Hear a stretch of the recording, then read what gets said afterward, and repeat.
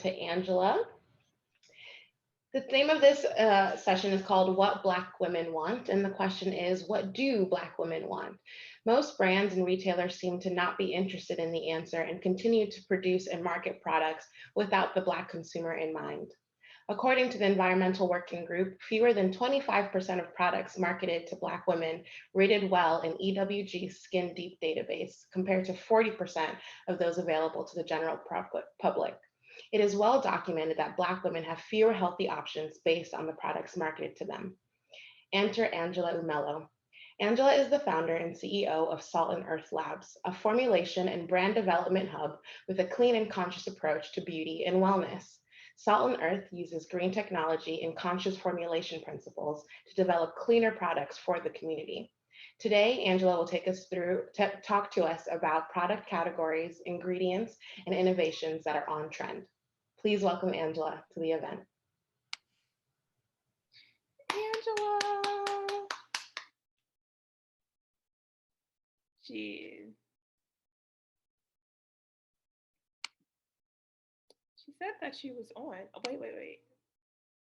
Are we?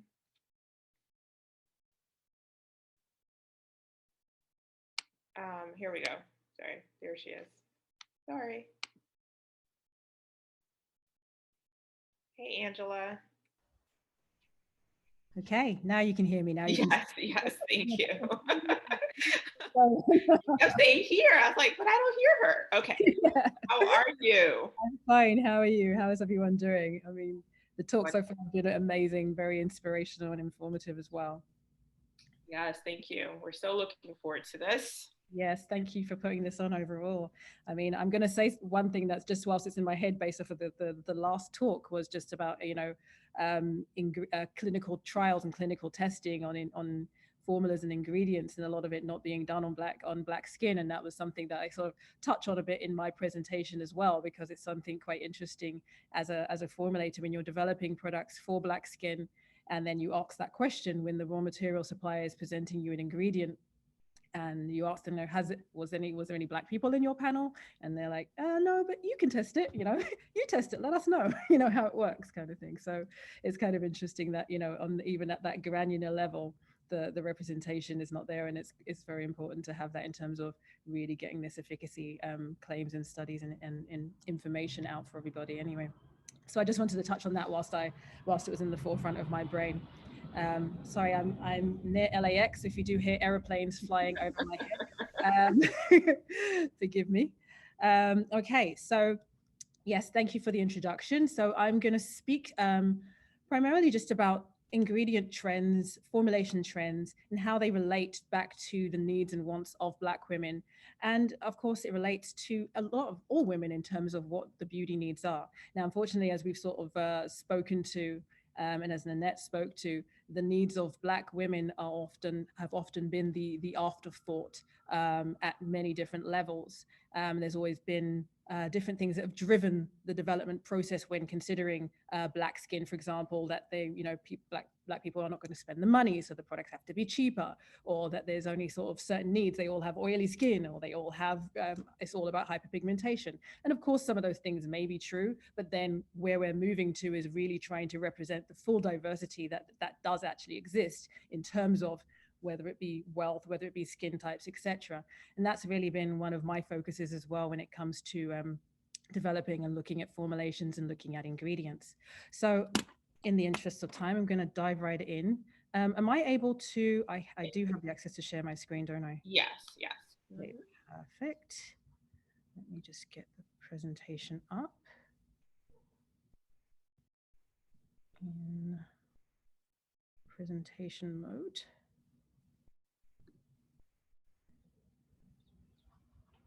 Okay, can you bear with me 1 second? Okay, so share screen.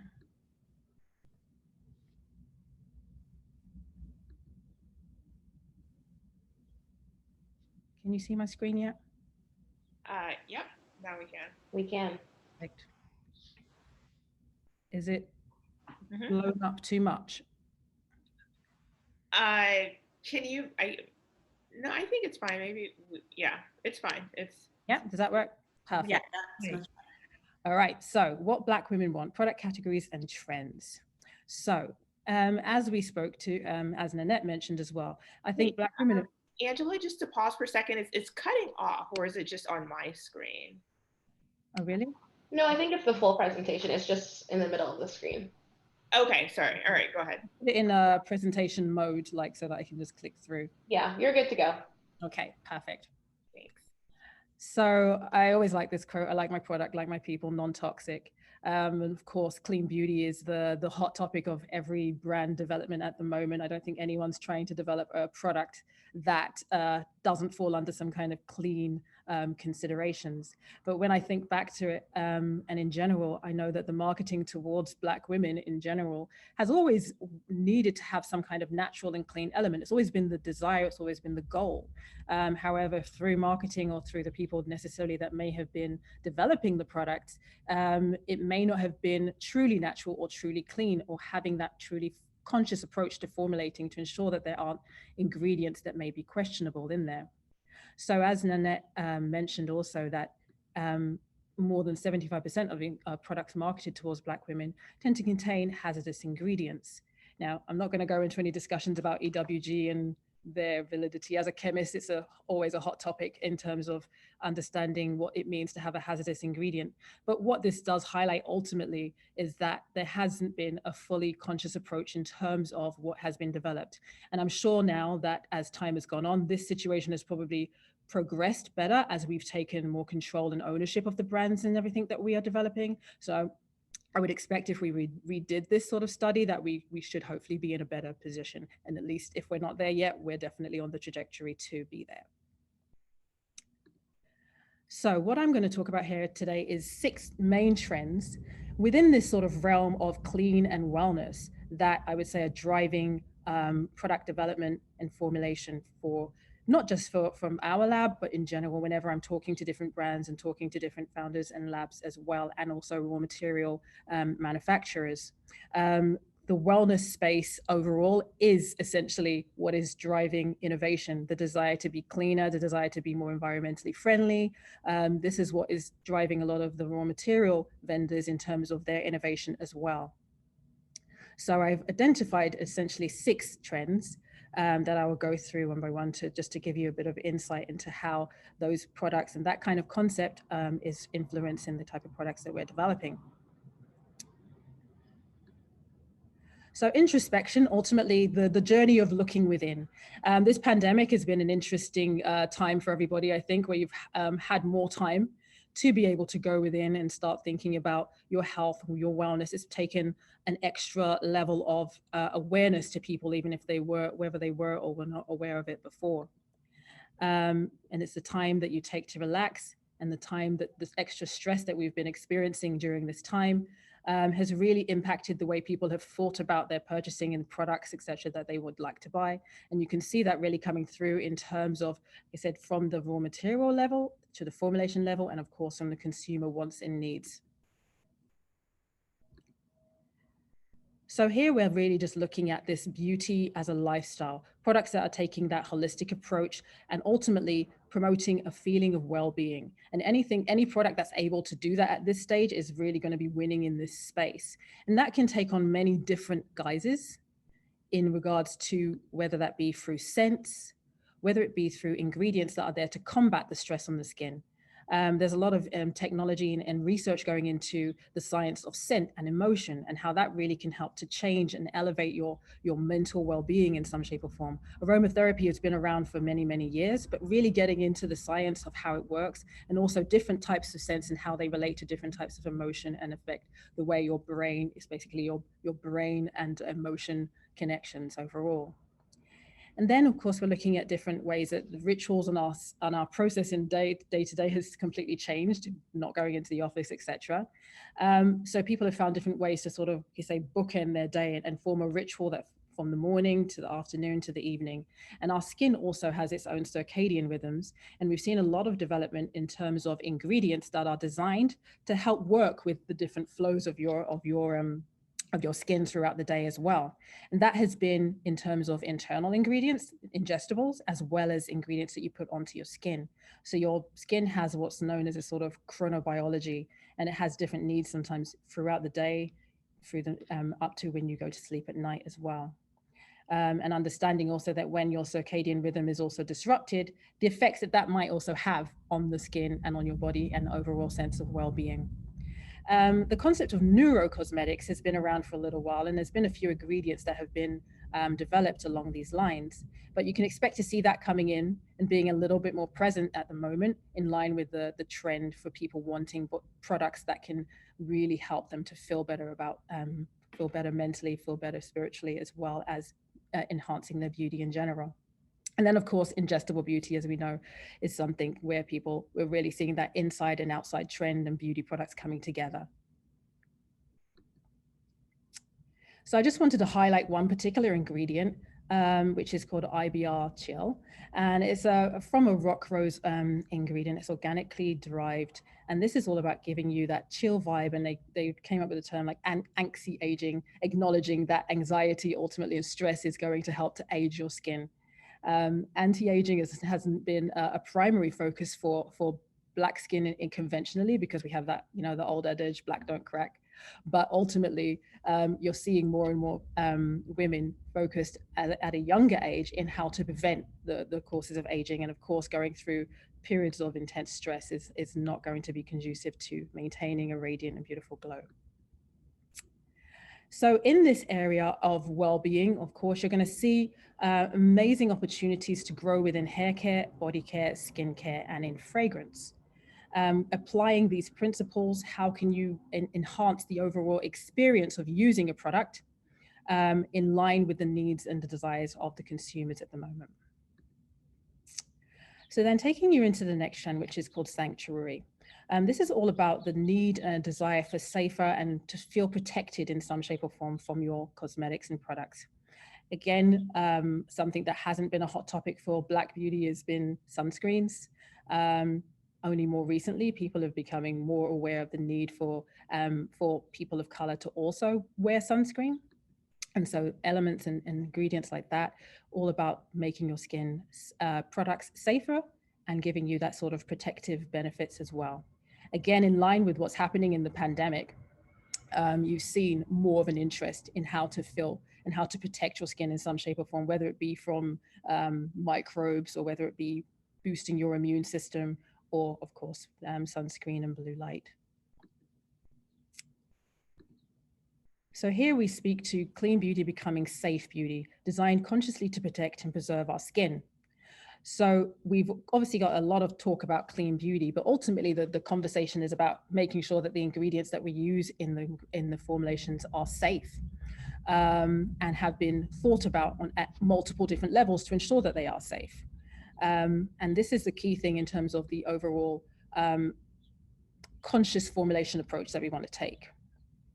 So here you're going to look at things like clean sunscreens and also blue light protection, anti-pollution active ingredients, anti-inflammaging, immune boosting skincare, and also an opportunity here in functional makeup, where your makeup can do more than just beautify and sit on the surface, but adding active ingredients or claims that will enable it to also form some kind of protective barriers for your skin as well. Here I just wanted to highlight mineral sunscreens, because conventionally the whitening effect of sunscreens on Black skin has been a hot topic for sure. And conventionally the cleaner sunscreens, or the ingredients that are considered to be cleaner, are mineral sunscreens. However, these tend to be white on the skin. So now you already have a problem in terms of being able to develop what could be considered cleaner sunscreens, but ones that work on Black skin. So it's been a real focus from our side and from brand development to really be able to get that transparency when it comes to mineral sunscreens. You even go to raw material vendors sometimes and they're promoting their ingredients as being super transparent, and they obviously haven't tried it on any Black skin to confirm that and once you put it on, you realize it's not transparent at all. So I was just highlighting a couple of ingredients that we've tried. One of them is called the Clean Screen Mineral Sunscreen Dispersions, and another product called the Tagram Mineral Sun Caps that have been found to add a really sort of great transparency in when you're formulating mineral sunscreens for Black skin. And then another way of getting your sunscreen levels up without having to add more of the whitening ingredients or sunscreen actives is of course boosters. So this snow white algae is an ingredient that is known to be an SPF booster, and it doesn't have the whitening effect on the skin as well. So you can overall just get that higher levels of SPF that you might be trying to achieve. The next trend is elevate. So this is all about biohacking beauty, and we can't really talk about the future of beauty without going into biohacking. This is really essentially where you start to see the science of beauty and wellness just really being broken down so that you can really understand how you can target those specific needs. And this is where it gets serious in terms of the claims and benefits, but then doesn't lose that focus and that consciousness, that overall desire to focus on well-being at the same time. So we understand that beauty is a product of the body, mental and physical. And so we have ingredients in the biohacking world, essentially nootropics, that I've seen to be able to elevate the way your mind works, to elevate your body internally as well. And you're starting to see a lot of these ingredients being used in skincare and body care products as well to try to have the same ends. So this is basically elevating your wellness regime inside and out by really understanding the scientific processes that are that drive good skin and good healthy skin. One ingredient I was highlighting here is called Biohacked BCR, and this contains things like gotu kola, resveratrol, and birch bark extract.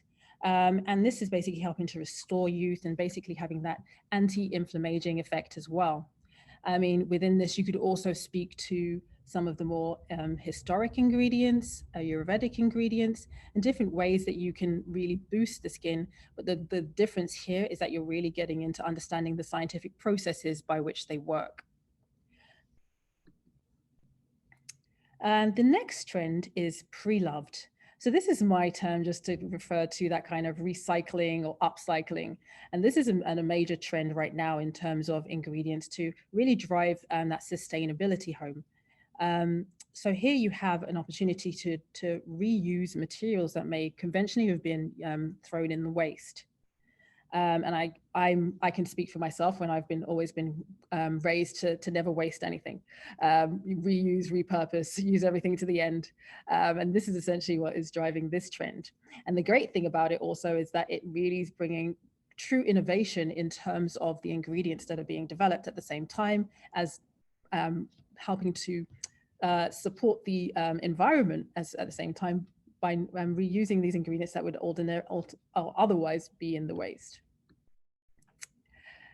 So in line with the times that we're in at the moment, you know, as people are trying to simplify, minimize, buy less and choosing well, this is a great sort of direction to take in terms of having those kind of ingredients that have a multi-level benefits to the environment as well as to the skin.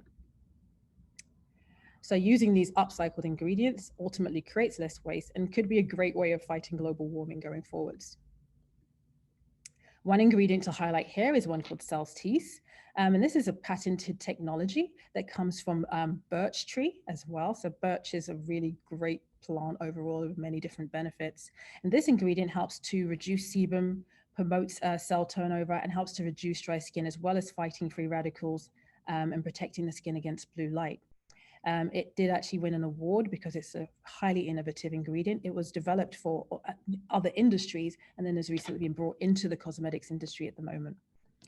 It has multi-benefits even from a functional level as well, because it also helps to hold your formula together. So this is where you can start to create like 100% active formulations that are also good for you and good for the environment.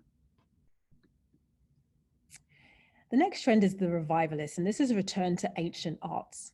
So this is where we look into the history of how we've always created ingredients or created our own products, just really going back to the core of history, whether it be ingredients from the West Indies or Africa or India, that are literally the most natural way that we've been developing and using products. And my grandmother lived to 95 years old, and she never used a real cosmetic in her life because she made her own directly from the earth. And so we're seeing a kind of return to that kind of notion in the line with people wanting to simplify and minimize and just return to a safer and more familiar path. But what you also see here is that some of these ingredients are now being brought into scientific studies to really understand the benefits and how they're working as well. So you're seeing this a lot with traditional Chinese medicine and Ayurvedic medicine as well. So what I would love to see is more of the ingredients that are from Africa as well being tested, so we can really get that scientific backing. And there's many of them. One ingredient to highlight here is called oil acidity. This is an Australian ingredient that was traditionally used by the Aborigines as well. It has a skin rebalancing effect, helps to reduce shine and imperfections. And one of the great things about this ingredient that I wanted to highlight is that it was tested on black skin. And most of the ingredients, when I do ask them, the answer is unfortunately no. This one, they are promoting the fact that it is a multi-ethnic ingredient, multi-ethnicities. So we know that it has been tested and we know that it does work in terms of giving you that, sorry, I'm hearing the aeroplanes, sebum minimizing effect. But also back to that sort of heritage, traditional, really natural from the earth, but substantiated by the science in terms of the efficacy. Then the last trend is beyond. So this is just going, how do we go beyond this conversations of inclusivity? We start talking about individuality, understanding that everybody on their own individual level has their own separate needs. We all have different microbiomes, we all have different temperaments, we all have different balances or hormones, etc., all throughout the day. So this is where ingredients start to become more customized, and formulations will need to become more customized to the individual. So we're really talking about personalization of beauty products in some way. So as I say, everybody is unique. Everybody has their own balances. So with this, it's not always possible for brands to do a full customization of their formulas. There's many brands right now using AI technology or trying to find the way to be able to do individual custom formulas for each person. It's not possible for every single brand to do that. So the way that from a formulation perspective you do it is by looking at certain ingredients that have adaptabilities and that have almost like an intelligent interaction with the way the skin naturally works. So as I mentioned, every skin may vary by race, age, and sex, and on an individual level, by season, hormones, time of day, and microbiome.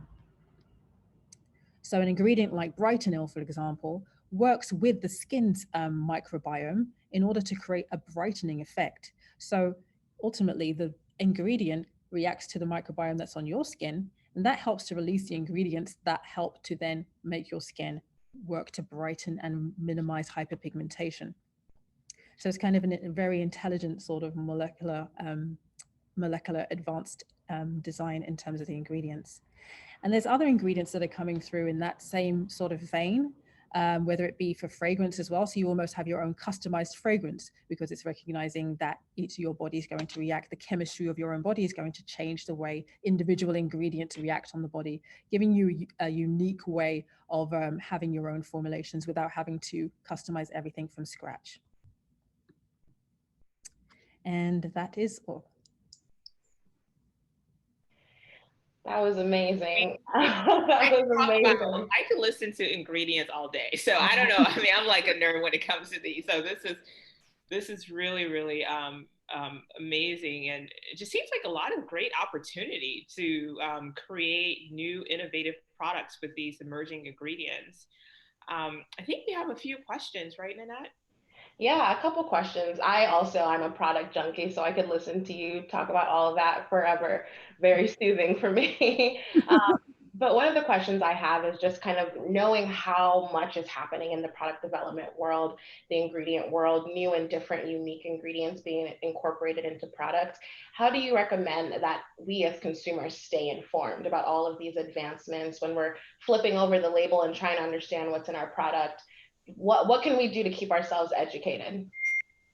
That's a really great question. So I think Dr. Google is a little dangerous sometimes, right? You can get a lot of scaremongering. You can get a lot of, oh, this ingredient's going to make you die if you do that research. So I understand that it can be overwhelming. I think what is great is where you have curated marketplaces and they've done a lot of the legwork for you. and they give you a list of the ingredients and things that they already have eliminated. So it's not like shopping on Amazon where you can buy any old thing. But if you're looking at a marketplace that's already done some of that work for you, that doesn't alleviate you, doesn't mean you don't have to look at anything after that, but you've cut out a lot of the legwork overall. Then ultimately it is really a question of educating yourself and still doing that research without pandering to the scaremongering. You have to look at many different resources. So I mentioned earlier, for example, with EWG, a lot of chemists, a lot of scientists really don't like the EWG way of rating products, even though that's what consumers look at, because they don't consider it to be scientific enough. But as a consumer, you want to understand all the levels. You want to understand how people are judging and making that decision for you as to whether this ingredient is healthy or not. So unfortunately, like I said, you do have to do some of the research, but finding those curated market spaces, I think, is probably going to be your best bet to start off with.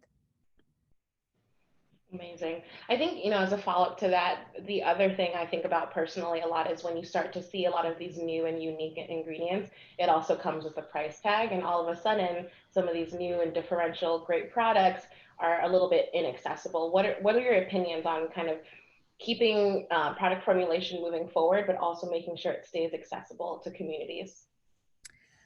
I think traditionally, because of the space or the way the space had been dominated, it was targeted at particular types of people. And then they were positioned as brands to be that much more luxurious and that much more higher price points. As we drive the conversation forwards, more diversity in brands and brand founders, and also pushing on the ingredient suppliers, pushing on the formulators as well to be able to create ingredient and formulas that are more affordable, you're definitely going to see more diversity in that sense as well. It's just a question of the clean beauty movement overall is fairly new in many sense. So as we grow and as the brands expand, you're definitely going to see that kind of multi-level. In saying that, there are ingredients that are used that are significantly more expensive than the traditional ingredients that you used to use. So SLES, for example, sodium lauryl sulfate, that most people now don't like. Parabens, again, another example. Very cheap, very effective. Now we have to move away to some ingredient that comes from banana extract that, it's 10 times the cost. So there is a challenge for us as formulators to try to find the way in order to be able to make more affordable formulas as well. So just push back. And Orion has a really great question. I think she can unmute and ask it herself if she wants. Well, sure. Thank you so much. And thank you, Angela, for giving us such a great overview. My question is, as a beauty entrepreneur myself, what's the best way for us to get exposure to these leading ingredients, besides obviously forums like this, but understanding that they're even out there, which ones are melanin friendly, so that we can actually begin to put that in our formulation pipeline? This is a challenge that all brand founders definitely find. And this was definitely something that I was considering when I was starting the company, acknowledging that there needed to be opportunities for newer brands to really get access to new technology and innovation. That the bigger brands, if you're in a L'Oreal or a Procter & Gamble, you get first rights of refusal on a lot of these ingredients. And even on a contract manufacturer level, we often didn't show innovation to smaller brands. We'll take it to the bigger brands first. So definitely something that I wanted to do was to try to help to bring that visibility and accessibility as much as possible by talking to your formulators, talking to your labs, pushing them in terms of the ingredients and types of claims that you want to have. We as chemists sometimes like to use what we know, but we have to be challenged sometimes to think outside of the box and try new ingredients. And then they will be able to be open to have that exchange with you and giving you that information. Normally also there are trade shows in normal times, which you can go to as well. And those are great resources for finding about new ingredients. Awesome. Thank you guys so much. Thank you, Angela, for an amazing presentation. So much knowledge. And thank you for everyone who had questions. We're going to move